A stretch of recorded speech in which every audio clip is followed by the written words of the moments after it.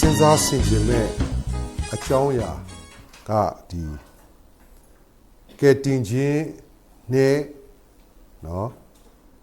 နောင်တရခြင်းဟာအဆက်ဆက်နော်ရှိတယ်ဆိုတော့အဲ့ဒီခေါင်းစဉ်လေးနဲ့ကျွန်တော်တို့ဒီနေ့စဉ်းစားရအောင်နော် salvation and repentance salvation and repentance ဆိုတဲ့ခေါင်းစဉ်လေးကိုကျွန်တော်တို့စဉ်းစားဆင်ခြင်ဖို့ဖြစ်တယ်။ဘာကြောင့်လဲဆိုတော့ကျွန်တော်ဒီနေ့နှုတ်ကပတ်တော်ကိုလေ့ကျက်တဲ့အခါမှာတတိထားဖို့လိုတဲ့အချက်ကနှုတ်ကပတ်တော်ကိုစဉ်းစားတဲ့အခါမှာတချို့နှုတ်ကပတ်တော်ကဘုရားသခင်ကျွန်တော်တို့အပေါ်မှာပြင်ဆင်ထားတဲ့အရာကိုကျွန်တော်တို့ကဒီကျမ်းတွေကနေပြီးတော့เนาะကျမ်းစာထဲမှာဖော်ပြတဲ့အချက်ကနေပြီးတော့ဘုရားစကားကိုကျွန်တော်တို့ရယူရတာဖြစ်တယ်အဲ့တော့ယောဟန်အခန်းကြီး8အငယ်32မှာတမန်တရားကိုလည်းသိကြသဖြင့်ထိုတရားသည်တင်တို့ကိုလွတ်လိမ့်မည် you shall know the truth shall make you free လို့ပြောတယ်အဲ့တော့တမန်တရားဆိုတာကကျွန်တော်ရဲ့တမန်တရားပြောတာမဟုတ်ဘူးဟိုလူရဲ့တမန်တရားကိုပြောတာမဟုတ်ဘူးဆရာသမားရဲ့တမန်တရားကိုပြောတာမဟုတ်ဘူးတမန်တရားဆိုတာကဒီတမန်ကျမ်းစာအုပ်ထဲကဖျားသခင်ရဲ့စကားတော်ကိုပြောခြင်းတာအဲ့တော့အဲ့ဒီစကားတော်ကိုကျွန်တော်တို့ကရမနော် you shall know the truth shall make you free ဆိုတဲ့နော်အဲ့ဒီလွတ်ချင်းဆိုတဲ့တကူသက်ရောက်မှုကိုခံစားရမှာဖြစ်တယ်ဒါကြောင့်တမန်တရားဆိုတာကကျွန်တော်ပြောတော့ကျွန်တော်တမန်တရားဒါဟာတမန်တရားအဲ့ဒါကိုဆိုလိုတာမဟုတ်ဘူးဒီကျမ်းစာထဲမှာဒီကျမ်းစကားကနေပြီးတော့ဖျားစကားအဖြစ်ပြောင်းသွားတဲ့တမန်တရားကိုเนาะ truth ကိုရဖို့ကျွန်တော်တို့ကအလေးနဲ့ပြင်ဆင်ဖို့လိုတယ်အဲ့တော့ကျမ်းစာထဲမှာကြည့်တဲ့အခါမှာဒီဟေဘရဲရစာအခန်းကြီး9ရဲ့အဆုံးလေးမှာယခုတိုင်အောင်เนาะဘာကြောင့်เนาะဆရာအဖြစ်ကိုရောက်တဲ့တော်လဲ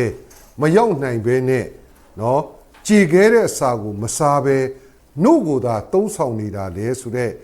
အဲ့ဒီလိုเนาะကျွန်တော်တို့ရဲ့ယုံကြည်သူရဲ့အသက်တာကိုအားမလို့အားမရဖြစ်နေပြီးတော့တွင်တင်ထားတဲ့ကျမ်းစကားတွေရှိတယ်ပြီးတော့လေမေရိမျိုးသားတွေကသက်တာလောနီမျိုးသားတွေနဲ့မတူဘူးတမန်တရားကိုစစ်စင်ကြင်အောင်မိတယ်လို့ဖော်ပြပြန်တယ်ဆိုတော့ကျွန်တော်တို့ကိုယ်၌ကိုကဒီကျွန်တော်လက်ထဲမှာရှိတဲ့ကျမ်းစာအုပ်ထဲမှာပါတဲ့ကျမ်းစကားများကိုစစ်ကြည့်ဖို့စစ်လေ့လာဖို့ကျွန်တော်တို့ရဲ့အခန်းကဏ္ဍဖြစ်တယ်ဒါကြောင့်ကျမ်းစာကိုလေ့လာတာကကျွန်တော်တို့ပြင်းကြီးနေလို့မရနိုင်ဘူးအဲ့ဒီလိုပြင်းကြီးနေမယ်ဆိုရင်သူများပြောတဲ့အတိုင်းကျွန်တော်တို့ကလိုက်ယုံတယ်လို့ဖြစ်ပြီးတော့เนาะမှန်သွားရင်ပြဿနာမရှိပေမဲ့ဘာဖြစ်လဲမမှန်တဲ့အခါကျတော့ကိုယ့်ဘဝအတွက်နစ်နာတယ်အဲ့တော့ကျမ်းစာကိုတည်တည်ချာချာလေ့လာတဲ့အခါမှာစကလုံးတိုင်းကိုစစ်ကြည့်ဖို့လိုတယ်အဲ့တော့စကလုံးတိုင်းရဲ့အဓိပ္ပာယ်ကိုကနားလည်လာတဲ့အခါမှာလေကျွန်တော်တို့ကျမ်းစာကြောင်းတက်တဲ့သူတွေသိပါတယ်เนาะ exegesis เนาะအဲ့ဒီစကလုံးနဲ့ဆက်လင်းတဲ့9ဘိုက်9ဘိုက်10ဘိုက်လောက်ကိုလေ့လာပြီးတော့မှဒီအဓိပ္ပာယ်ကိုเนาะအမှန်တကယ်အထောက်အကူပြုတဲ့เนาะကျမ်းစကားတွေနဲ့ကျွန်တော်တို့ကသိသိချာချာလေ့ကျက်ပြီးမှဒီတမန်တရားဟာဒီလိုအဓိပ္ပာယ်ရှိပါတယ်ဆိုတာကိုသိဖို့ဖြစ်တယ်ဆိုတော့အဓိပ္ပာယ်ကဘုရားသခင်ကျွန်တော်တို့လက်ထဲမှာထည့်ပေးထားတဲ့ဒီကျမ်းစာအုပ်ထဲမှာရှိတဲ့ကျမ်းစကားများဟာမူလအရင်းအမြစ်เนาะအဓိပ္ပာယ်အရင်းမြစ်ကိုရအောင်ကျွန်တော်တို့ကရှာထုတ်ပေးရမယ်เนาะယုံကြည်သူတိုင်းရဲ့အငန်းတာဖြစ်တယ်ဆိုတာကိုသိဖို့လိုတယ်ဟုတ်ပြီเนาะဘာကြောင့်လဲဆိုတော့ကျွန်တော်တို့အခုเนาะကြားနေတဲ့เนาะတရားစကားတွေထဲမှာเนาะတမန်တရားနဲ့မညီဘူးညီတယ်ဆိုတာကျွန်တော်တို့အတွက်ဘယ်လိုလုပ်ရမှန်းမသိတဲ့ပြဿနာတွေရှိတယ်အဲ့တော့ကျမ်းစာကိုတည်တည်ချာချာ လေ့ကျက်တဲ့အသက်တာဖြစ်ဖို့လိုတယ်ဆိုတဲ့အချက်အခုလည်းဒီပုံစံအတိုင်းပဲကျွန်တော်တို့နော်ကယ်တင်ခြင်းထဲတွင်နောင်တတရားဟာမိတို့ပါဝင်တယ်လေမိတို့ဆက်ဆက်မှုရှိတယ်လေဆိုတာကိုအသေးစိတ်ကျွန်တော်တို့ကလေ့ကျက်ဖို့လိုပါတယ်ကဲဒါဆိုရင်ကျွန်တော်တို့နှစ်ကောအခန်းကြီး9အငယ်30ကိုဖွင့်ထားရအောင်တည်တည်ချာချာကျွန်တော်တို့စဉ်းစားကြည့်မယ်လေ့လာကြည့်မယ်ဖြစ်တယ်ကောရိန္သုဩရစာဒုတိယဆောင်အခန်းကြီး9အငယ်30ကဲ ready ဆိုရင်အတူတူဖတ်ကြည့်ကြပါစို့ကဲဖတ်ရအောင်ဘယ်သို့နည်းဟုမူကားဘုရားသခင်၏အလိုတော်နှင့်ညီသောဝမ်းနည်းခြင်းသည်ကယ်တင်ခြင်းနှင့်ရှင်သောနောင်တစိတ်ဒီဟုသောမပြောင်းလဲနိုင်သောနောင်တစိတ်ကိုပြုပြင်တတ်၏လောကီဝမ်းနည်းခြင်းမူကားတေခြင်းကိုပြုပြင်တတ်၏ဒီကျမ်းပိုက်ကကျွန်တော်တို့သိပြီးသားကျမ်းပိုက်ပဲသို့တော်လည်းဒီကျမ်းပိုက်မှာဘုရားသခင်ရဲ့အလိုတော်နဲ့ညီသောဝမ်းနည်းခြင်းဒီကယ်တင်ခြင်းနဲ့ရှင်သောနောင်တစိတ်ဒီဟုသောမပြောင်းလဲနိုင်သောနောင်တစိတ်ကိုဖြစ်ပေါ်တယ်ဒါကြောင့်အရေးကြီးတဲ့ချက်ကကယ်တင်ခြင်းစိတ်ချမှုဆိုတာကနော်သခင်ခရစ်တော်ကို 100% အပြည့်ယုံကြည်တယ်လို့ကျွန်တော်တို့ပြောပါတယ်ကျွန်တော်တို့လည်းထပ်ခါတလဲလဲပြောနေတယ်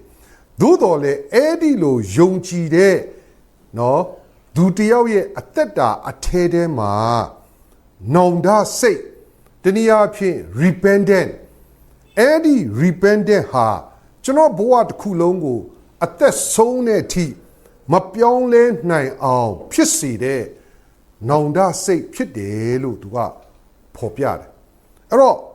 ဒီကျမ်းပိုက်ကိုကျွန်တော်တို့အသေးစိတ်လေ့လာကြည့်ဖို့လိုတယ်တချို့သောစကားလုံးတွေကိုအသေးစိတ်သိဖို့လိုတယ်အဲ့တော့အင်္ဂလိပ်လိုနည်းနည်းဖော်ပြပေးမှဖြစ်တယ်အင်္ဂလိပ်လိုဖော်ပြပေးရတာကနော်ပို့ပြီးတော့ကျွန်တော်တို့ကို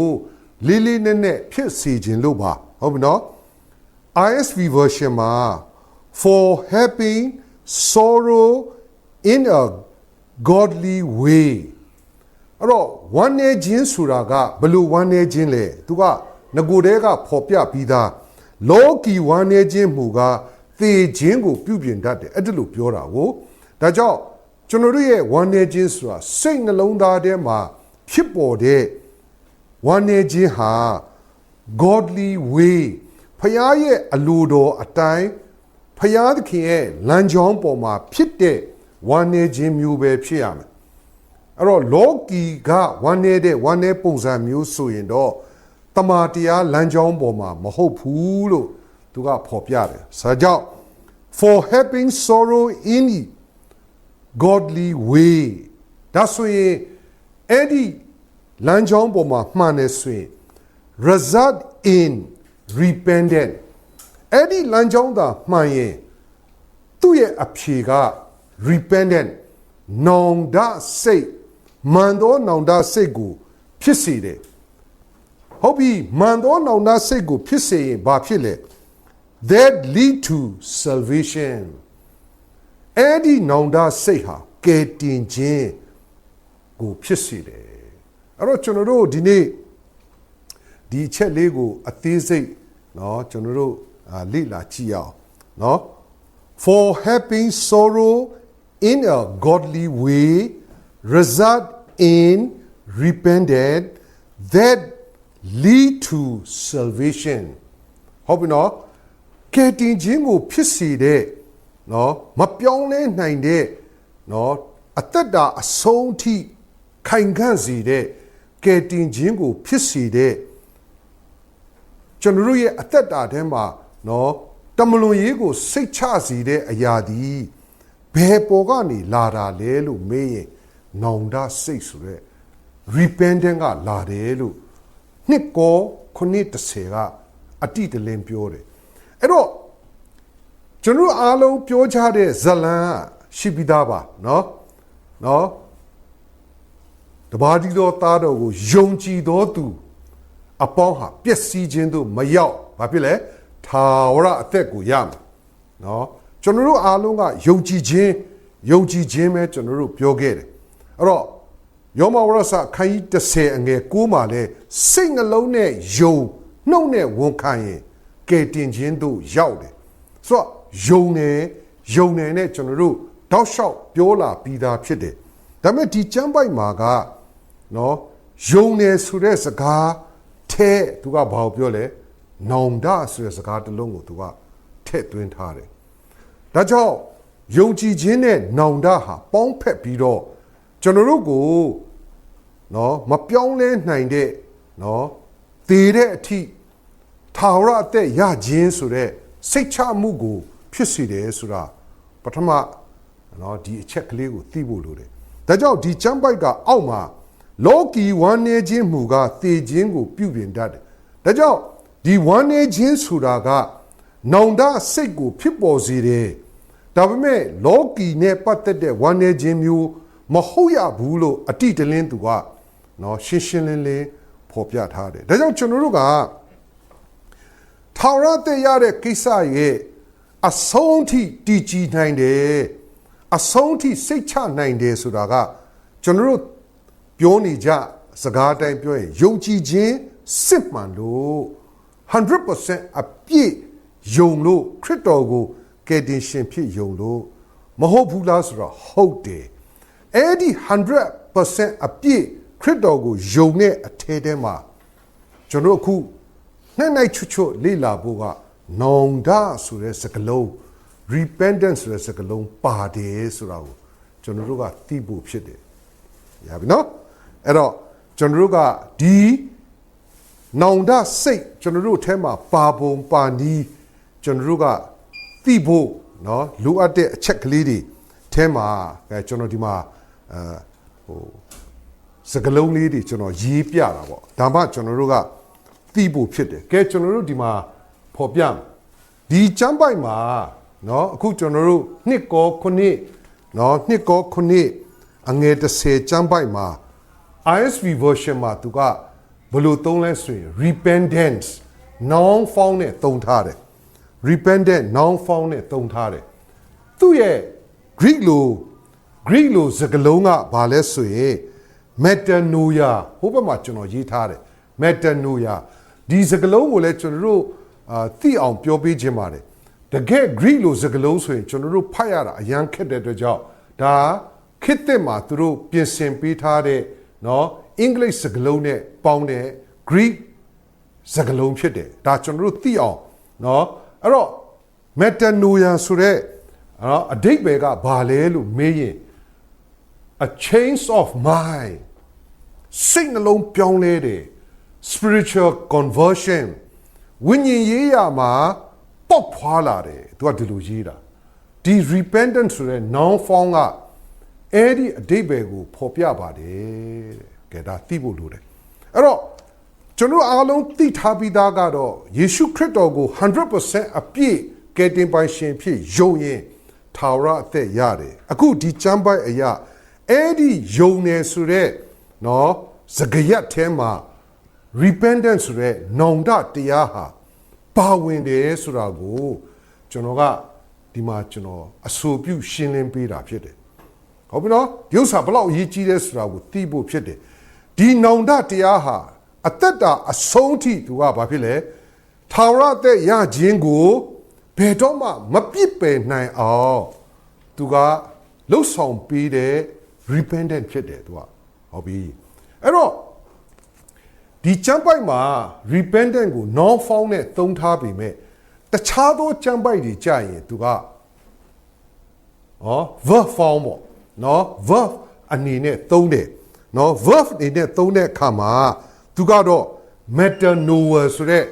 ဟုတ်ပြီနော် metanoia ဆိုတဲ့နော်အတန်ထွက်နဲ့ Greek လိုအတန်ထွက်တယ်အဲ့တော့အဲ့ဒီ repent ဆိုတဲ့စကားလုံးကိုကျွန်တော်တို့ဘယ်လိုသုံးထားတယ်ဆိုတာလဲကျွန်တော်စံစာဖတ်ပြမယ်ဆိုတော့ပထမ repent ဆိုတဲ့ verb form မှာသူကနှစ်ခုခွဲထားတယ်နော် matter ဆိုတဲ့စကားလုံးနဲ့ noia ဆိုတဲ့စကားလုံး matter ဆိုတဲ့အဓိပ္ပာယ်ကဘာလဲဆိုတော့ movement အထဲထဲမှာလှုပ်ရှားတာဒါမှမဟုတ် change ပြောင်းလဲတာအဲ့ဒါပြောတာ Noah ဆိုတာက your inner self အတွင်းထဲမှာလို့သူကသုံးတာဒါကြောင့် repent ဆိုတာကစိတ်နှလုံးအတွင်းထဲမှာပြောင်းလဲတယ်ဆိုတဲ့ဟာကိုသူကပြောချင်တာအဲ့တော့ကျွန်တော်တို့အားလုံးကသိပြီးသားပါပဲယုံကြည်တယ်ဆိုရင်လူတွေကနှစ်ကော59ရလူမီဒီကခရစ်တော်၌ရှိတယ်အသစ်ပြုပြင်သောတဝါဖြစ်တယ်အဲ့တော့အဲ့ဒီလိုစိတ်နှလုံးပြောင်းလဲခြင်းကိုဖြစ်စေတာက repentance နောင်တတရားဖြစ်တယ်ဒါကြောင့်ယုံကြည်ခြင်းနဲ့နောင်တတရားဟာနော် faith and repentance ဟာနော်ဒင်္ဂါပြားရဲ့ခေါင်းနဲ့ပန်းလိုပဲသူကနှစ်ခုဟာကတ်နေတယ်ဆိုတာကိုသိစေခြင်းတယ်ဒီလောက်လေးကျွန်တော်တို့နော်ရဖို့ဖြစ်တယ်နော်အဲ့တော့ repent ဆိုတဲ့ verb သုံးထားတဲ့ကျမ်းပိုက်လေးတွေကျွန်တော်နည်းနည်းဖတ်ကြည့်ဖို့ဖြစ်တယ်ကဲပထမဆုံးသုံးတာကတော့ဗတ္တိဇံဆရာယောဟန်ပေါ့မာကုခန်းကြီး1အငယ်15မာကုခန်းကြီး1အငယ်15ကဲကျွန်တော်တို့ကြည့်အောင်မာကုခန်းကြီး1အငယ်15တွေ့ရင်ကျွန်တော်တို့ဖတ်ကြည့်အောင်ကဲဖတ်ကြည့်ပါစို့ဖတ်မယ်တရားသခင်နိုင်ငံတော်သည်ဒီလူနီးပြီးနောင်နာရကြသောအေဝံဂေလိတရားကိုယုံကြည်ကြသောသူတို့တရားသခင်နိုင်ငံတော်ရှိသောအေဝံဂေလိတရားကိုဟောတော်မူ That time is now the kingdom of God near repent ဒီလိုသုံးတယ်အဲ့ကြတော့ तू က verb နဲ့ तू ကသုံးတယ် repent ဟုတ်ပြီနော်နောင်တရပါနိုင်ငံတော်တည်လူနီးပြီဒီလိုပြောချင်တာဟုတ်ပြီနော်အဲ့တော့ဘယ်သူပြောလဲဆိုရင်သခင်ခရစ်တော်ရဲ့နော်သွားမဲ့လမ်းကိုရှေ့မှာပြင်ဆင်တဲ့ဗတ္တိဇံဆရာယောဟန်ကနော်နောင်တရကြလို့နိုင်ငံတော်တည်လူနီးပြီအဲ့ဒီမှာ repent ဆိုတဲ့စကားလုံးက verb form နဲ့ပြောတယ်သူပြောချင်တဲ့သဘောကအတွင်းထဲမှာပြောင်းလဲကြပါဟုတ်ပြီနော်ကဲနောက်ထပ်တစ်ပိုက်ကတော့ကျွန်တော်တို့သိပြီးသားကြံပိုက်ပါပဲတမန်တော်ဝတ္ထုခန်းကြီး2အငယ်38တမန်တော်ဝတ္ထုခန်းကြီး2အငယ်38ဟုတ်လားမသိဘူး38ကဲကျွန်တော်တို့ကြည့်အောင်တမန်တော်ဝတ္ထုခန်းကြီး2အငယ်38ကဲတွေ့ရင်တူတူဖတ်ကြည့်တာပေါ့ကဲဖတ်ကြည့်အောင်ယေရှုကလည်းသင်တို့၏အပြစ်ကိုလွတ်စေခြင်းကနာမရ၍တရားညံခြင်းယေရှုခရစ်နာမ၌ဗတ္တိဇံကိုခံကြတော့သူတို့တွင်သရှင်တော်ဝိညာဉ်တော်ဒီဟုသောစုကျေးဇူးတော်ကိုခံရကြမည်အဲ့တော့ပေတရုကဘာပြောလဲ every one of you must repent နော်ပေတရုကလည်းသင်တို့အပြစ်ကိုလွတ်စေခြင်းကနောင်တရ၍တယောက်မှမကျွင်းယေရှုခရစ်နာမ၌ဗတ္တိဇံခံရမယ်အဲ့တော့နောင်တရပါအဲ့ဒီမှာ repent ဆိုတဲ့စကားလုံးကကျွန်တော်တို့အခုပြောတဲ့ verb form နဲ့ပြောတာ verb နဲ့ပြောထားတယ်ဆိုတော့ပြောချင်တာက verb ပဲဖြစ်ဖြစ် noun form ပဲဖြစ်ဖြစ်အားလုံးရဲ့အဓိပ္ပာယ်ကကျွန်တော်ရဲ့စိတ်နှလုံးအထဲထဲမှာနော်ပြောင်းလဲခြင်းဆိုတဲ့အရာကိုဆိုလိုချင်တာ inner sight ထဲမှာဒါကြောင့် inner sight ထဲမှာပြောင်းလဲမှုကိုအမှန်ကန်ဖြစ်စေဖို့ရန်အတွက်နော်ယုံကြည်တယ်ဆိုတဲ့လူတစ်ယောက်ရဲ့အထဲထဲမှာနောင်တတရားကအလုတ်လုတ်ပြီးတယ်ဆိုတာကိုသိဖို့ဖြစ်တယ်တော့ကဲဟုတ်ပြီနော်အဲ့ဒါလောက်ထိကျွန်တော်တို့အဆင်ပြေပြီအဲ့ဒါလောက်ရသွားမှကျွန်တော်တို့ကနောက်ပိုင်းခရိယန်အသက်တာထဲမှာနော်နောင်တရစရာလူသလားဆိုတဲ့အဲ့ဒီပြဿနာတွေကဖြေရှင်းလို့လွတ်လွယ်လေးဖြစ်သွားတယ်နော်ခစ်စားတာက1ရော1ကိုပြစ်ကိုဖော်ပြတောင်းပန်ပါဆိုတာကိုတော်လွတ်ပြီးပြီဆိုတဲ့အဲ့ဒီပြဿနာအဲ့တော့ပြောချင်တာကအမှန်စင်စစ်မှာနော်ကျွန်တော်တို့ခရစ်တော်ကိုမိမိကယ်တင်ပိုင်ရှင်ဖြစ်စယုံနေနော်ကယ်တင်ပိုင်ရှင်ဖြစ် 100% ဖြစ်ယုံတဲ့အချိန်မှာနောင်တတရားဟာကျွန်တော်တို့နှလုံးထဲမှာယုံကြည်ခြင်းနဲ့အတူလှုပ်ရှားတယ်ဆိုတာကိုပြောချင်တာဒါကြောင့်နောင်တကိုနော်အပေါ်စားလို့သဘောထားပြီးတော့ကျွန်တော်တို့ဆရာတွေပဲရှောက်ပြောသလိုဖြစ်သွားတယ်တကယ်တော့နောင်တဟာ important ဖြစ်တယ် နော်နောင်တဟာမှန်လို့ရှိရင်စစ်မှန်ရင်အသက်တာအဆုံးထိကျွန်တော်ရထားတဲ့ထာဝရအသက်ကိုဘယ်တော့မှမစွန့်လို့ဘူးဆိုတဲ့အသက်တာမျိုးကအဲ့ဒီနောင်တတရားကကျွန်တော်တို့ကိုပို့ဆောင်ပေးတာဖြစ်တယ်ဆိုတာကိုသိဖို့လိုတယ်ဒါပေမဲ့ကျွန်တော်တို့အသုံးများတာကယုံနေပေါ့ဟုတ်ပြီနော်ကဲဒါဆိုရင်ကျွန်တော်တို့ထပ်ပြီးတော့ကျွန်တော်တို့လေ့လာကြည့်တာပေါ့တမန်တော်ခန်းကြီး16အငယ်14လေးမဟုတ်ဘူး16ထိုအခါဒီမောင်းသောထေလိတ်ကိုရောင်းသောပါတီရဲ့မြို့သူလူတိအမည်ရှိသောမိန်းမတစ်ယောက်သည်ဘုရားသခင်ကိုကိုးကွယ်သောသူဖြစ်၍တရားနာစဉ်တွင်ပေါလုဟောပြောသောအရာကိုမိဝဲစည်းကပ်ခြင်းကသူ၏စိတ်နှလုံးကိုဘုရားသခင်ဖွင့်တော်မူ၏အဲ့တော့ကျွန်တော်တို့ခုဓမ္မသစ်ကျမ်းပိုက်အနေနဲ့ repent ဆိုတဲ့စကားလုံးကိုစဉ်းစားတာနှစ်ပိုက်ပြောပြီးပြီဒီနောက်ဆုံးတစ်ပိုက်မှာဗာလဲဆိုတော့နော်လူဒိကတရားစရက်ကိုရောက်တဲ့ချိန်မှာနော်တရားနာနေစဉ်နော်တရားနာနေစဉ်နော်ပေါလုဟောပြောတဲ့တရားကိုနာနေစဉ်နော်ဆိုတာတရားပွဲကမပြီးသေးဘူးတရားနာနေတဲ့အချိန်မှာသန့်ရှင်းသောဝိညာဉ်တော်ကသူ့ရဲ့စိတ်နှလုံးကိုထိတွေ့တယ်ဒါကိုကျမ်းစာဘယ်လိုရေးလဲဆိုရင်နော်စိတ်နှလုံးကိုဖျားသခင်ဖွင့်တော်မူ၏လို့ရေးတယ်အဲ့တော့ဒီအင်္ဂလိပ်လိုမှာ The Lord opened her heart The Lord opened her heart so open ဆိုတဲ့စကားလုံးကနော် Greek လို့ဆိုရင် Diano Igo ဆိုတာသူ့အဓိပ္ပာယ်ကဘာလဲဆိုတော့နော် the open the mind of one သူ့ရဲ့အတွင်းစိတ်နှလုံးကိုဖွင့်တယ်ဘာနဲ့ဖွင့်လဲ Holy Spirit ကဖွင့်တာတန်ရှင်းဝိညာဉ်တော် touch လုပ်တာဒါကြောင့်ဒီယုံနေဆိုတဲ့စကားလုံးအထဲထဲမှာနောင်တတရားပါပြီးတော့အဲ့ဒီနှစ်ခုစုံတဲ့အချိန်မှာဝိညာဉ်တော်ကအလုတ်တာအဲ့ဒါကျွန်တော်တို့သိဖို့လိုတယ်အဲ့တော့လူတစ်ယောက်ကိုဘုရားသခင်ကပြောင်းလဲစေတဲ့အခါမှာနော်အဲ့ဒီလူတစ်ယောက်ရဲ့နှလုံးသားထဲကခရစ်တော်ဟာကယ်တင်ပိုင်ရှင်ဖြစ်တယ်လို့စိတ်နှလုံးထဲမှာယုံတဲ့အခါမှာနောင်တတရားသူ့အတွင်းထဲမှာရှိတဲ့နော်အတွင်းထဲမှာရှိတဲ့အပြစ်တရားကိုနောင်တရစေပြီးသူ့စိတ်နှလုံးကိုပြောင်းလဲစေတဲ့အခါမှာဘုရားသခင်ရဲ့ဝိညာဉ်တော်တုတ်ထိခြင်းကသူတို့ပေါ်ကိုသက်ရောက်ပြီးလုံးဝအုတ်တုံပြောင်းလဲသွားတယ်။ဒါကြောင့်ဒီမှာနော် repent ဆိုတဲ့အဓိပ္ပာယ်မှာ spiritual conversion ဝိညာဉ်ရေးရာဟာနော်ပေါက်ဖွာလာတာနော်ပွင့်ထွက်လာတာအဲ့ဒီလိုမျိုးပြောချင်တာအဲ့တော့တကယ်နော်အမှန်ဖြစ်ခြင်းကအဲ့ဒီလိုဖြစ်တယ်ဆိုတာကိုနားလည်ဖို့ဖြစ်တယ်ဒါကြောင့် faith နဲ့ repent နဲ့နော်ကြိုးချင်းကပ်ပြီးတော့နော်အသက်တာထဲမှာဖြစ်လာတဲ့အခါမှာတန်ရှင်သောဝိညာဉ်တော်ဟာ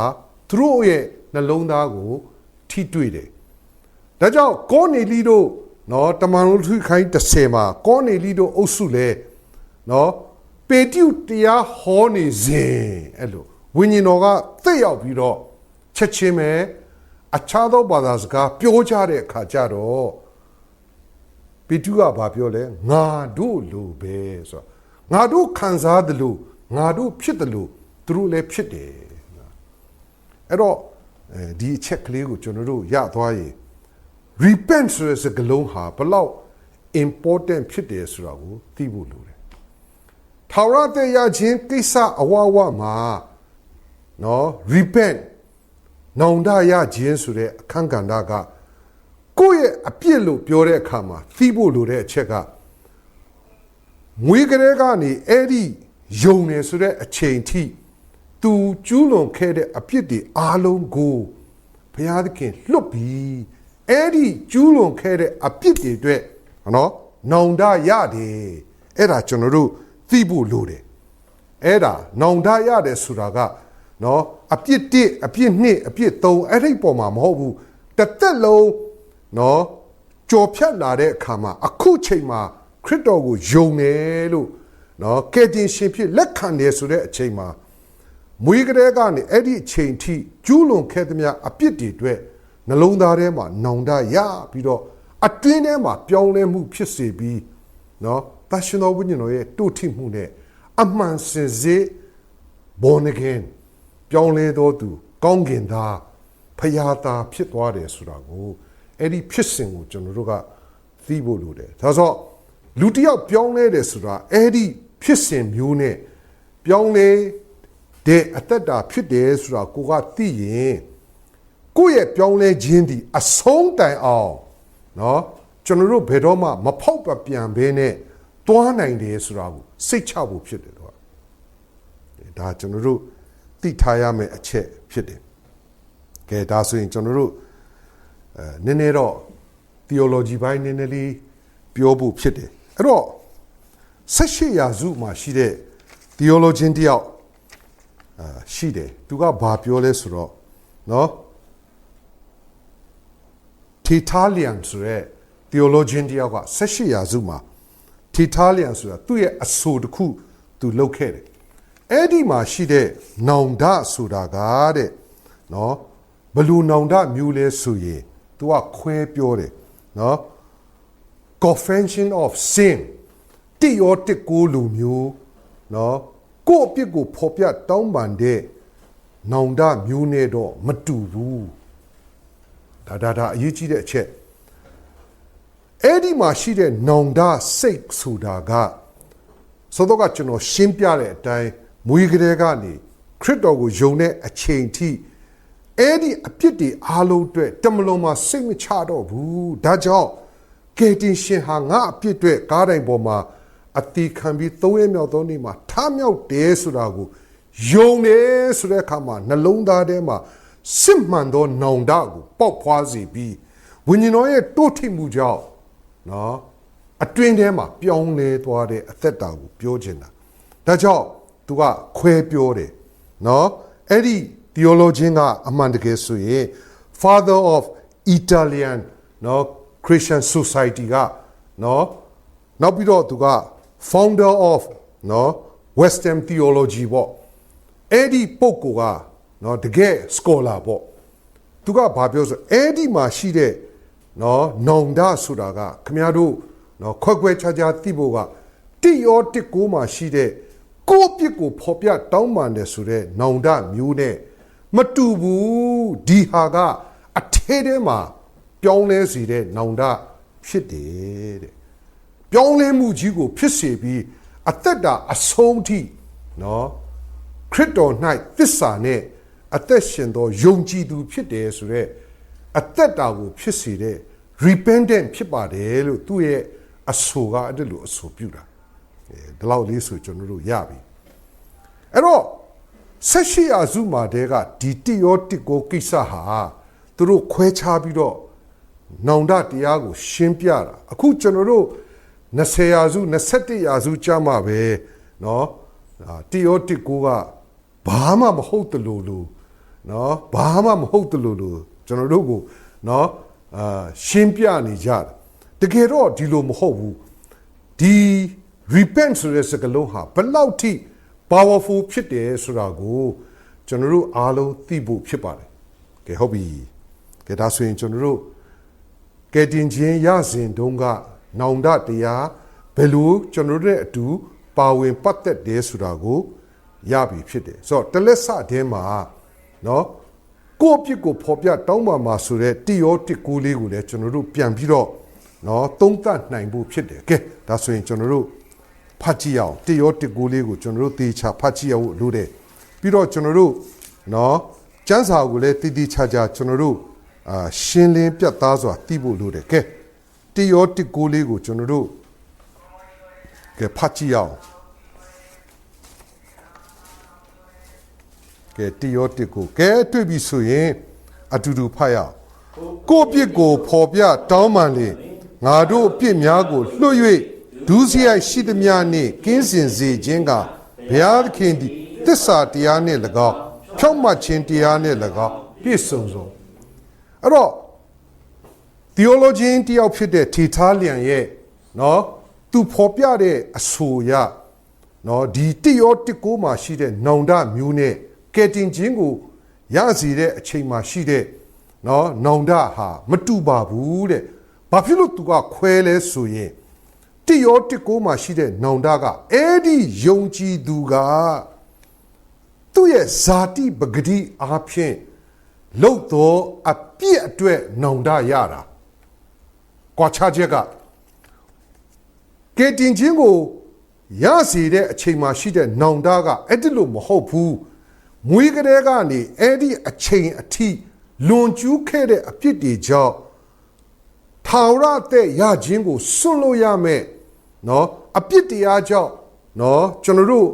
အပယ်မှာလမ်းဆိုးရမယ်အခြေအနေကနေလွတ်မြောက်နိုင်ဖို့ကယ်တင်ရှင်ယေရှုကယ်တင်ရှင်ဖြစ်ယုံတယ်လို့ဖော်ပြတဲ့အခါ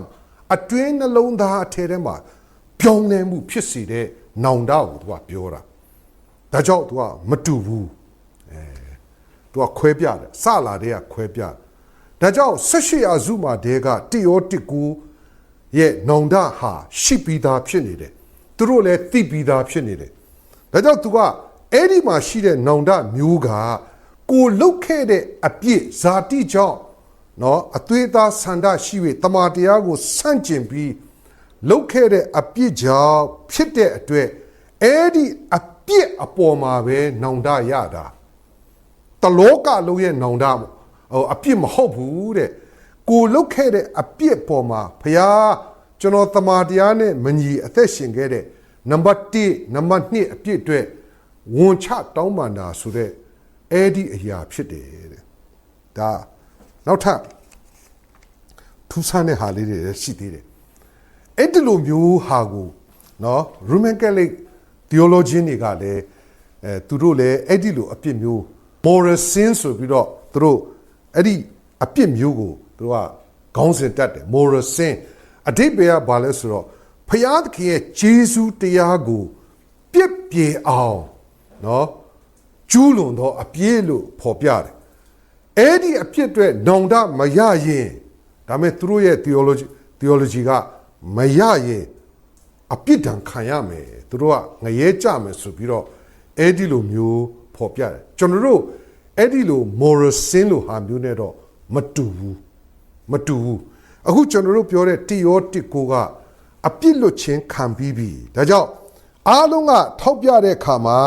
နော်ဒီအပိုက်ကိုထောက်ပြတယ်ကဲခုနှစ်တိရောတစ်ကို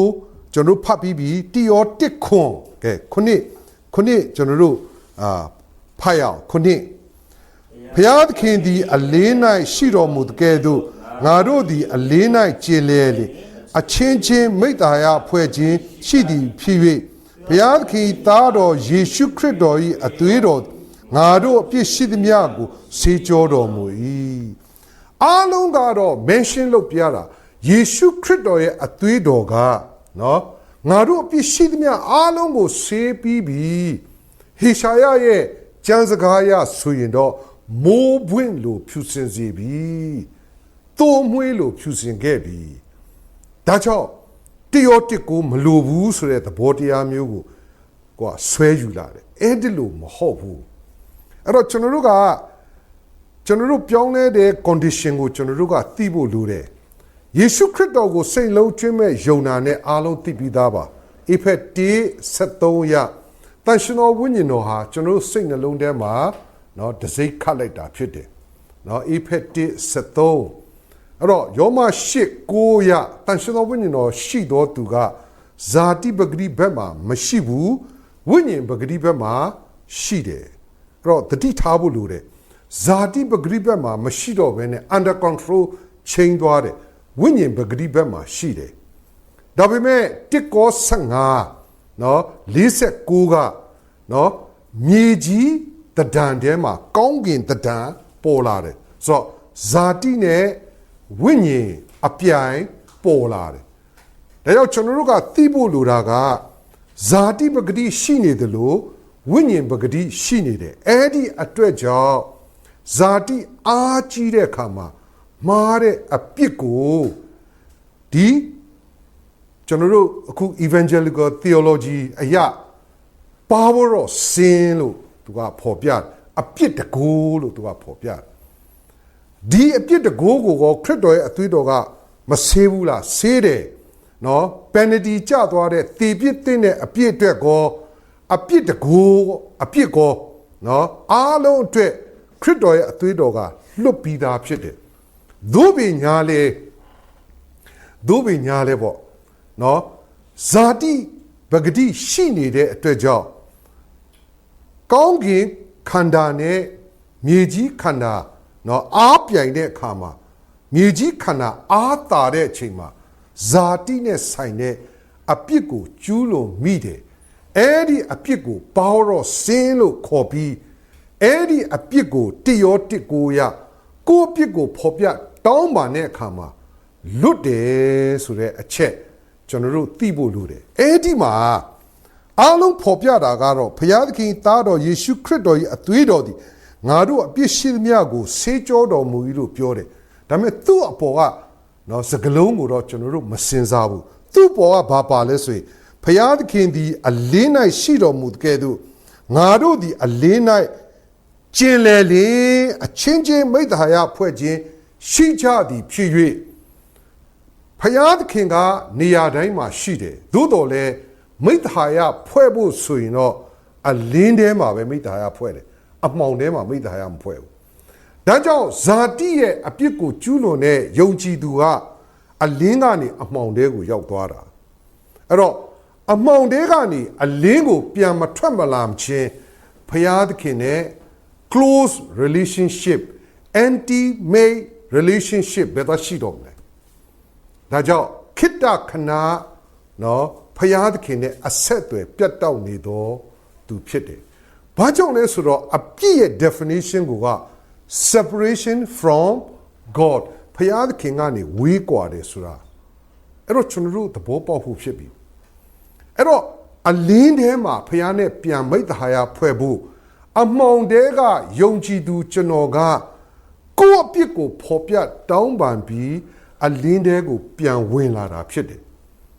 ဟာဒါဆိုရင်နော်ဒါဆိုရင်လှုပ်လိုက်ဝင်လိုက်ထွက်လိုက်ဝင်လိုက်ဒီလိုမျိုးဖြစ်သလားလို့ထင်စရာရှိတယ်ဒါပေမဲ့ကျမ်းစကားထဲမှာပါတဲ့အချက်မှာဘယ်လိုအပြစ်မျိုးလဲဆိုတာကိုဖော်ပြထားတယ်ကဲကျွန်တော်တို့ဖတ်ကြည့်အောင်တိယောအခန်းကြီး9တိယောအခန်းကြီး9နော်တိယောအခန်းကြီး9နော်အငယ်16နော်ကျွန်တော်တေချာဖတ်ကြည့်အောင်ဘာကြောင့်ဆိုတော့အငင်းပွားစရာတွေနဲ့တူဝေစရာတွေဖြစ်လာရင်စံစာကိုပဲတိတိချာချာကြည့်ဖို့လိုတယ်တိယောအခန်းကြီး9အငယ်16ကဲဖတ်ကြည့်အောင်ညီကိုချင်းသည်သေပြစ်မသိမ့်သောဒုစရိုက်ပြုမိတစုံတယောက်သောသူသည်မြင်လင်ထိုသူသည်ဆုတောင်းရမည်သေပြစ်ကိုမပြုသောသူတို့အဖို့လို့ငါဘုရားသခင်သည်ထိုသူအားအသက်ကိုပေးတော်မူသေပြစ်သိမ့်သောဒုစရိုက်ရှိ၏ထိုဒုစရိုက်ဖြစ်ကိုလွတ်စေခြင်းကဆုတောင်းရမည်ဟုငါမဆိုအဲ့တော့ the sin unto death သေပြစ်တဲ့အပြစ်မဟုတ်တဲ့အပြစ်မှန်သမျှအားလုံးကဆုတောင်းရင်ဘာဖြစ်လဲလွတ်တယ်ဒါသူချမ်းစာထဲမှာပြောတာရှင်းရှင်းလေးပဲကျွန်တော်တို့သေပြစ်တဲ့အပြစ်ကိုမစင်စားဘူးခဏထားလိုက်ကျွန်တော်တို့ခုတိရောတစ်ကိုကိုဘာလို့လောက်ရတာလဲလို့မေးရင်သေပြစ်သောအပြစ်မဟုတ်တဲ့အပြစ်တွေအဲ့တော့ဆုတောင်းတဲ့အခါမှာရတယ်လို့ကျမ်းစာကဖော်ပြတာကိုရတယ်အဲ့တော့ဘာဆုတောင်းမှလဲတိရောတစ်ကိုရအလင်းထဲကိုပြန်ဝင်ဖို့ရန်အတွက်ကိုယ့်အပြစ်ကိုဖော်ပြတောင်းပန်တာဖြစ်ဘယ်လိုအပြစ်လဲကဲတင်ခြင်းကိုရစဉ်တုန်းကနောင်တမျိုးနောင်တခြင်းတူတယ်ဒါပေမဲ့အပြစ်ရဲ့တဒံကတော့ခရိယန်အသက်တာထဲမှာကျူးလွန်တဲ့ကိုကျူးလွန်ခဲ့တဲ့အပြစ်1 2ဒါကိုပဲကိုယ့်အပြစ်ကိုဖော်ပြတောင်းပန်ရမှာဖြစ်တယ်အဲ့ဒါလေးကျွန်တော်တို့ကကွဲကွဲပြားပြားကျွန်တော်တို့ယုံကြည်သူတွေကြားထဲမှာပြောကိုပြောရမယ်နော်ပြောကိုပြောရမပြောဘူးတီယောတစ်ကိုရဲ့အထာဒီမှာအောင်မြင်တဲ့လျှို့ဝှက်ချက်ရှိတယ် နော်ကိုပြစ်ကိုဖော်ပြတောင်းပန်နော်အဲ့ဒီလိုတောင်းပန်တဲ့အခါမှာဘာဖြစ်မလဲဆိုတော့ကိုပြစ်ကိုဖော်ပြတောင်းပန်ရင်ငါတို့အပြစ်များကိုလွတ်တယ်အဲ့တော့ခရစ်တော်ရဲ့အသွေးတော်ကလွတ်ထားပြီးသားဖြစ်တယ်အဲ့ဒီမှာလွတ်တယ်ဆိုတာကအမှောင်ထဲမှာနေတော်သူမဟုတ်ဘဲနဲ့အလင်းကိုပြန်ရောက်လာပြီကိုတော်ကျွန်တော်မားပြီဆိုတော့အလင်းထဲကိုဝင်ပြီအလင်းထဲကိုဝင်တဲ့အတွက်ကြောင့်အလင်းထဲမှာကိုတော်နဲ့ကျွန်တော်နဲ့မိတ္ဟာယပြန်ဖွဲ့တာ close relationship intimate relationship အဲ့ဒီလိုဖြစ်တာကို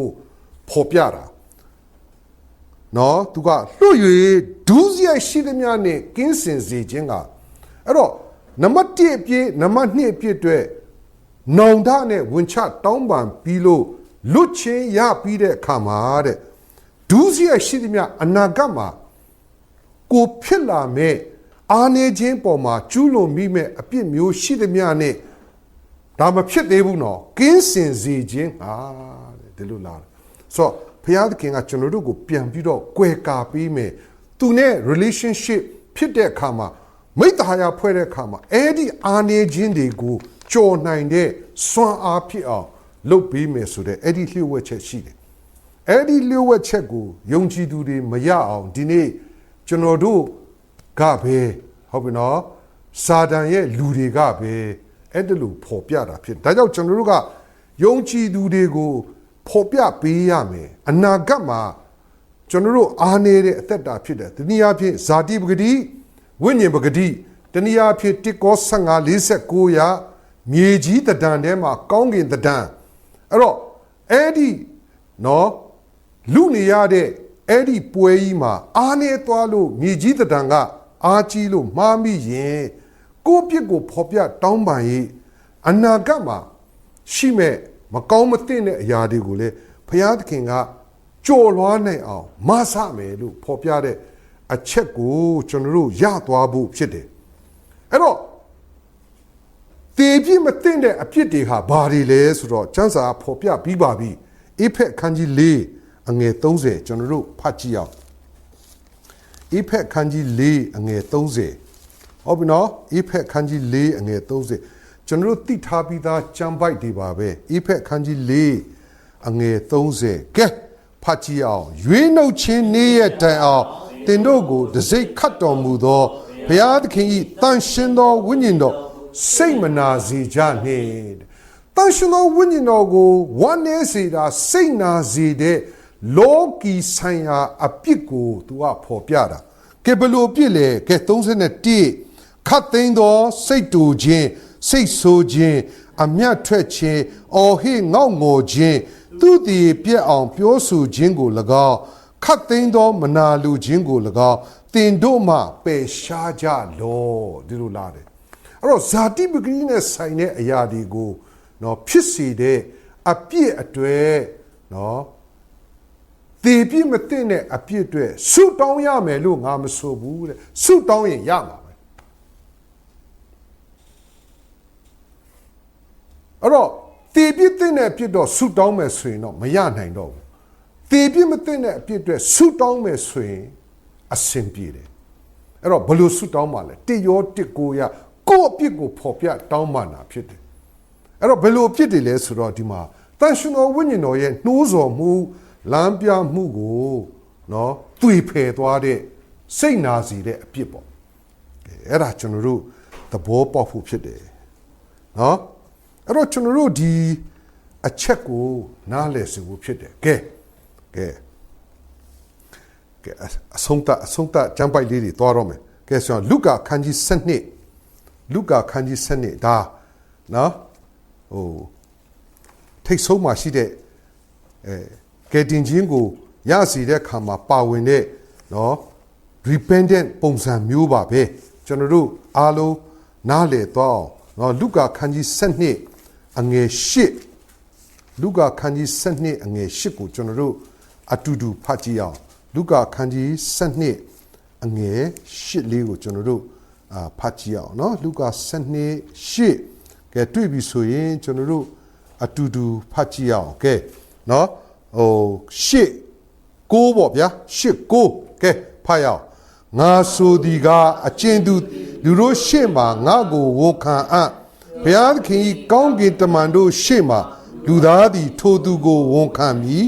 အကျဉ်သူသည်လူတို့ရှေ့မှာငါကိုညှင်းပယ်အပ်ဘုရားသခင်၏ကောင်းကင်တမန်တို့ရှေ့မှာထိုသူကိုငါညှင်းပယ်မည်ကဲဟုတ်ပြီသူကမြေကြီးပေါ်မှာဝန်ခံတဲ့ confession နော်မြေကြီးပေါ်မှာဝန်ခံတဲ့အရာကောင်းကင်တမန်ရှေ့မှာသခင်ကကျွန်တော်ကိုဝန်ခံပေးမယ်သူကမြေကြီးပေါ်နဲ့ကောင်းကင်ပေါ်နဲ့အဆက်အဆက်ဖြစ်သွားပြီဟုတ်နော်ဒါသဘောပေါက်ဖို့ဖြစ်တယ်အဲ့တော့သို့တော့ကကျွန်တော်ပြောပြီးပြီယုံကြည်ခြင်းထဲမှာနောင်တပါတယ်ကျွန်တော်ယေရှုခရစ်တော်ကိုကယ်တင်ပိုင်ရှင်ဖြစ်စိတ်နှလုံးအကျွမ်းမဲ့ယုံတယ်လို့ပြောတဲ့ချိန်မှာနှလုံးသားထဲမှာ repentance နောင်တပါပြီးတော့အထဲထဲမှာပြောင်းလဲမှုဖြစ်တာပြောင်းလဲမှုနဲ့ယုံတယ်လို့သူကပြောတာဒါကြောင့်ယောမ19ကစိတ်နှလုံးနဲ့ယုံရမယ်ဆိုတော့အထဲထဲထိရောက်သွားပြီးတော့မှပါဇက်ကဝန်ခံတယ်ဆိုတာနှုတ်နဲ့ဝန်ခံတာအဲ့တော့ဒီနှစ်ခုစုံသွားတာအဲ့ဒီလိုပဲတဲ့ confess လုပ်တဲ့အခါမှာတိရောတစ်ကိုမှာနောင်တပါလေ confess လုပ်မယ်ဆိုရင်ကျွန်တော်ကောင်းကင်ဘုံဟာမြေကြီးပေါ်မှာရှိတဲ့လူသားရဲ့နော်ဝန်ခံမှုကိုအတီးဖြစ်သွားစေတယ်ကဲဘာကြောင့်ဒါလေးကိုထောက်ပြတာလဲဆိုရင်ကဲတိရောအခန်းကြီး2ကဲဒါနောက်ဆုံးတစ်ပိုက်လေးကျွန်တော်တို့ဖတ်ကြည့်အောင်တိရောအခန်းကြီး2တိရောအခန်းကြီး2အငယ်1နဲ့2တိရောအခန်းကြီး2အငယ်1ပါပဲ2မပါဘူးတိရောအခန်းကြီး2အငယ်1ကဲကျွန်တော်တို့တွေ့လို့ရှိရင်အတူတူဖတ်ရအောင်ယောဟန်အခန်းကြီးယောဟန်ဩဝါဒစာပထမဆုံးအခန်းကြီး2အငယ်1ကဲဖတ်ရအောင်ချစ်သားတို့သင်တို့သည်ဒုစရိုက်ကိုမပြုစေခြင်းကဤရာများကိုသင်တို့အားငါရေး၍ပေးလိုက်တစုံတစ်ယောက်သောသူသည်ဒုစရိုက်ကိုပြုမိဖြောင့်မတ်တော်မူသောအရှင်ယေရှုခရစ်တည်းဟူသောငါတို့အမှုဆောင်သခင်ခမည်းတော်ဌာ၌ရှိတော်မူ၏အဲ့တော့မြေကြီးပေါ်မှာတိရောတစ်ကိုရကိုပြစ်ကိုဖော်ပြတောင်းပန်လေနောင်တပါ၍ဝန်ခံသောစကားကလုကာဘာပြောလဲမြေကြီးပေါ်မှာဝန်ခံရင်ကောင်းကင်မှာလေကောင်းကင်တမန်များရှိမှာဘာဖြစ်လဲငါမင်းကိုဝန်ခံမယ်အဲ့တော့မြေကြီးပေါ်မှာကိုပြစ်ကိုဖော်ပြတောင်းပန်တဲ့အခါမှာကောင်းကင်ဘုံ၌ခမည်းတော်ဖခင်ရဲ့လက်ရဘဲမှာရှိတဲ့ယေရှုခရစ်တော်သည်ဒီမှာဘယ်လိုရေးလဲငါတို့အမှုဆောင်သခင်သည်ခမည်းတော်ဌာနရှိတယ်အမှုဆောင်သခင်ဖြစ်တဲ့ယေရှုခရစ်တော်ကကျွန်တော်တို့ရဲ့နောင်တပါသောဝန်ချမှုကိုအတည်ပြုပေးတာဖြစ်တယ်။ဘာကြောင့်လဲကိုတော်သူတို့အတွက်ကားတိုင်းပေါ်မှာကျွန်တော်သွန်းသောအသွေးတော်သည်ပန်နဒီကျသွားတဲ့တေပြစ်တဲ့အပြစ်ကိုလွတ်တယ်လို့လက်ရှိဇာတိပဂရိကြောင့်ဖြစ်ပေါ်လာတဲ့ power of sin အပြစ်တကိုးကိုလည်းလွတ်ထားပြီးပြီမှုလို့နောင်တနဲ့ဝန်ချတောင်းပန်နေသောသူရဲ့အတန်ကို confession ဝန်ချမှုကိုလက်ခံ၍သူနဲ့ပြန်၍မိတ္ဟာယဖွဲ့ပါသူနဲ့ပြန်၍အဆက်ပြုပါသူနဲ့ပြန်၍ကောင်းကြီးဖြစ်စေပါသူ့အသက်တာကိုဥဆောင်ပါဆိုတဲ့အဲ့ဒီပုံစံကိုပဲဖော်ပြတာ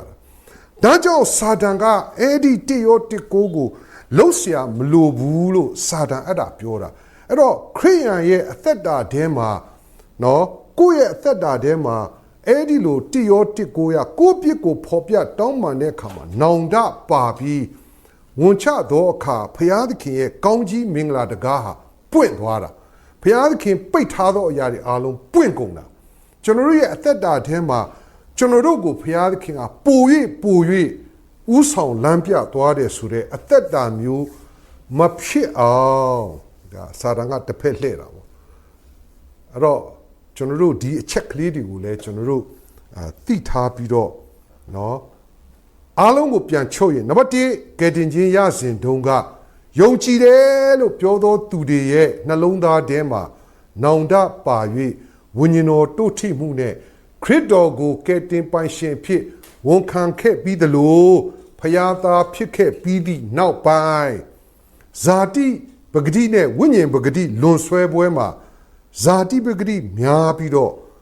အားနေပြီးတော့မာသောအပြစ်ရှိခဲ့ရင်တိရောတစ်ကိုရ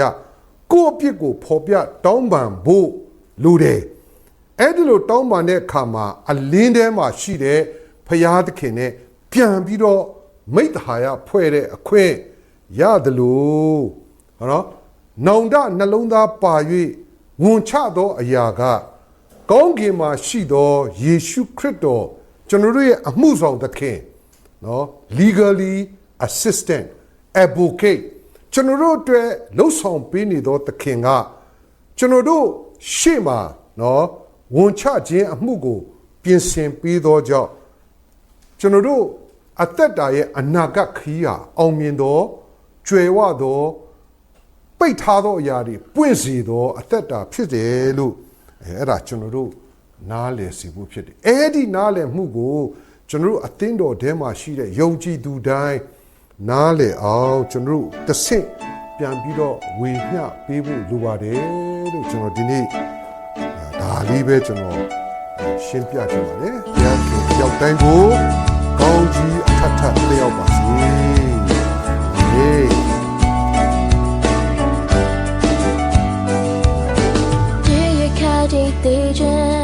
看咱们那狗仔，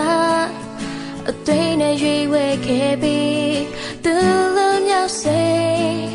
这怕他们打对呢，飘马吹牛背，真他妈老奶妈，真他妈他奶妈，狗到追逐着哒哒转。